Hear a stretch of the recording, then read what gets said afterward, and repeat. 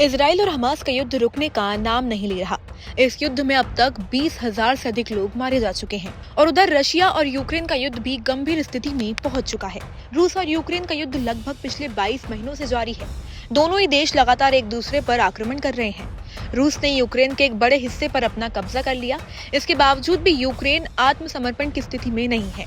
पश्चिम देशों के सहयोग की वजह से यूक्रेन ने रूस की नाक में दम कर रखा है।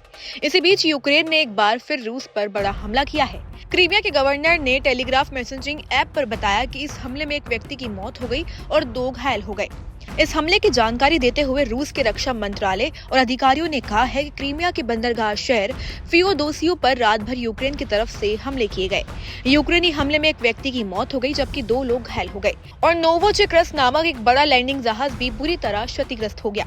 रूसी रक्षा मंत्रालय ने कहा है कि यूक्रेन के फियोदोसिया शहर पर हमला करने के लिए विमान द्वारा लॉन्च की गई गाइडेड मिसाइलों का इस्तेमाल किया था। आपको जानकारी के लिए बता दें कि रूस और यूक्रेन का युद्ध फरवरी 2022 में शुरू हुआ था। शुरुआत में तो ऐसा लग रहा था कि यूक्रेन ज्यादा लंबे समय तक रूस के सामने नहीं टिक पाएगा, लेकिन अमेरिका और पश्चिमी देशों के सहयोग की वजह से यूक्रेन आज भी रूस के सामने डटा हुआ है, बल्कि वो कड़ी टक्कर भी दे रहा है।